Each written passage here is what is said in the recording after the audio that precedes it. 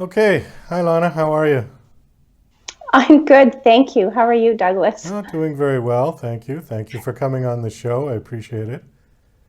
Thank you very much for having me. So, you are an author of romance novels, is that correct? That is correct. Yeah, romance for me. Is this like Harlequin romance novels? Um, no, not so much Harlequin. Uh, they're always my books are a little bit longer than some of the Harlequin romances. And probably, well, I wouldn't. They're steamy, but Harlequin also has that line as well. Are you self published? I am. I have been both. I have been traditionally published as well as I also self-publish. Okay. So, what got you interested to write romance novels? From the time that I was little, well, I wouldn't say little, okay, when I was in high school, I had a girlfriend in school who constantly had her nose buried in a Harlequin romance novel. And she convinced me one day that I should give it a try. I should try to read one of those books. So I picked it up and I devoured it in seconds, literally. And that was kind of a start for me where I thought, wow, I really like these books. So that's where it kind of grew from there. Okay. How many have you written? I'm on my 13th novel right now. Oh, wow. So, how long have you been doing this? Well, 2007, I believe, was my first when I started. I saw in your bio that it says you have various forms of romance novels from contemporary, paranormal, fantasy, and erotica. Can you kind of briefly explain the differences in those genres? Because it's still under Sure. the heading of romance, correct? True, it is, yes. So, in most of all of those genres, it's romance, but which is the theme. But within the different contemporary or fantasy or paranormal, then it just takes on a little bit of a different role from there. So, if you're writing fantasy, which I also really like, it's very liberating, or I say freeing, because there's not a whole bunch of rules around that genre, because I can make it whatever I want to make it. I can build a world where there aren't rules necessarily like there are in our traditional days, like contemporary. So fantasy is good. Paranormal kind of straddles both. So it can straddle contemporary and it can straddle a little bit of the fantasy, but normally in paranormal, it's more werewolves, shifters, vampires, that type of thing. Okay. When I hear the term paranormal, immediately I think of UFOs and Bigfoot and that kind of stuff. That's not what you have in your books, is it? Um, no, and so you could also go into a science fiction type of theme for sure. Um, I I have one that I have started and haven't finished, but no, it doesn't. I do have some fantasies that have some very odd creatures in them. My mind is a little overactive when I go to bed at night, so I tend to create some unusual creatures that I like to write about in my books. And erotica, would that be considered hardcore or not? It is, and I think there's definitely some different descriptions for erotica and erotic. Um, I think if you're writing erotic romance, there's still a love story. There's still, you know, maybe a happily ever after, but it's very hot and it can be very explicit. And if you're writing erotica, well, there's no, there doesn't have to have a love story. It doesn't. It's very, very hot, very explicit. So there's kind of a little bit of a difference there between erotica and erotic. And in terms of the writing style, though, which one would be more graphically descriptive? Well, they're both very graphically descriptive. It just depends on the story that you're writing around in that piece. So For example, I do have a couple erotic stories, but they are tailored to a love story. So even though they're very hot, and the things that they do in the stories are not typically what you would write in a romance, they're both very hot on the scale. But I would tend to say that probably erotica could have a little bit more of the hotter scenes in them because they're different. Okay, if we try to equate that to movie ratings, Right. how would you do that? They're X-rated. They're X-rated. Okay. They are X-rated. Okay. All right. I've never really read any of those novels, and I never understood. They don't come with warnings on them, do they? Like this one's explicit, this one isn't, or They do. oh, they do. Okay. Well, see, I'm Yeah. very ignorant to that because I've Nope, never that's really all right. perused So on, those. yeah, yeah. I think of 50 Shades of Grey, maybe spicier than that in a lot of cases. So yeah, 50 Shades of Grey is maybe a tame example of that. Okay.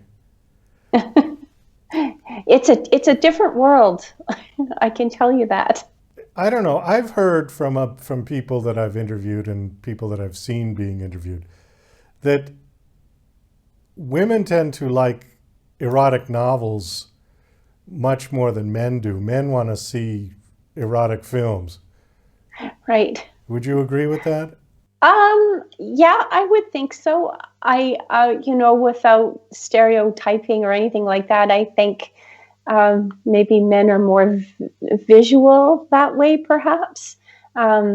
And women aren't so shy to read. Well, I shouldn't say that. They are, because, I do believe that the e-readers and e-books for erotica are probably the best sellers because they're easier to get away with. People don't know what you're reading if you're on the bus and you're, No, that's true. reading an erotic tale. But I do think you're right. I do think that maybe men are more visual that way. Maybe as I don't know. Actually, I've never really asked that question, but I do believe that you're correct there. Who is your primary audience for buying your books? Women or men? Women, for sure. Okay. This is a question that I ask people, not necessarily authors, but just in general. It's the love versus romance question. Now, Right. I don't think they're the same thing. Having been married for 15 years, the dynamic of our relationship has changed over the years. And I would suggest that it started out very much as romance, and now we've settled into love. Do you understand what I'm saying? I do. I think I would disagree with you a little bit. Okay. I totally agree with what you're saying. However, I have been married almost 30 years. Oh, wow. Okay. I was dating myself. Yeah. But you're right, because in the very beginning, it's always very, full of spontaneity and excitement, and which is part of romance for sure. But it's also romance as you grow older together and you are comfortable just going for a walk together. If you're on a holiday and you're walking down the beach together, it's not always all about the other things that you first might have done when you were together. Romance is very, very broad. It's about candle dinners or just dinners if you're going out with your spouse, or romance is not just necessarily the hot, passionate things that we used to do perhaps when we were 18 or 19 or 20. Hopefully we're still doing some of that, but yeah. Well, I take your point because maybe my definition of romance was more limited in thinking that it was just about the first time we met and all hot and heavy and mostly about sex, where now it's the little things that I find endearing, but it comes from a different place. I guess that was the comparison I was making. Sure. Well, and you're right, but romance never dies. Romance stays with us way into our years, for sure. Like the definition of romance, I think, is broad.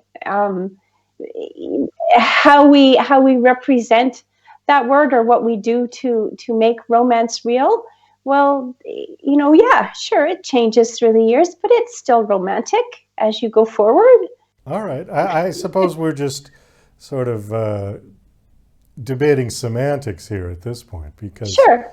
I think we agree on the concept, just maybe not necessarily the definition. Mm-hmm. So, all right. So your latest book is called Gold Fever, is that correct? Yes, yeah. Okay, can you give us like a 1-minute synopsis? Well, it takes place in the Yukon, so Dawson City, actually, to be exact. And it's a tale about a family whose uncle was in the Yukon and had told people in 1987 or 1897 that there was gold. And everyone chose to believe, because he died in the harsh wilderness in a cabin alone, that he'd gone crazy, and nobody believed that that was the case. However, his great nephew, he disagreed. So he went on a search to find out more information about his great uncle's gold mine, to see what he could discover, and had been searching for that. And then he comes into trouble because he realized that there really is gold, and finds himself in trouble because some bad guys also believed that that was the case. So his sister comes into the story. She's the heroine because she knows he's in trouble. It's a little bit of a funny story, because she's from Chicago. She knows nothing about the wilderness and about what that might be like in the Yukon. So she hires an outfitter to help her. The outfitter's in Dawson City, and they start this little journey to see if they can find the treasure map to their uncle's, her great uncle's gold, and save her brother in the process. Okay. And this takes place in the turn of the last century, late 1800s? It doesn't. It starts with a prologue from the uncle that takes place in 1897, where he's talking about what his life is like in the Yukon, and that he misses his fiancée who can't be there with him, and how the wilderness and the elements can really truly drive people crazy, and that it's not all fun and games, and you can be eaten by giant bugs and everything else under the sun, and that there's some bad guys out there too.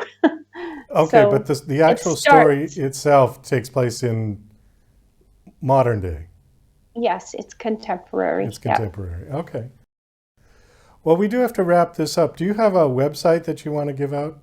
I do. It's just my name. So lawnamackie.com or .ca. Either which way. I'm available through all social media sites. I have a platform that way too. And yeah, definitely my website. Okay. Thank you so much for coming on the show and sharing your book and your theory on romance. I was happy to hear that. That's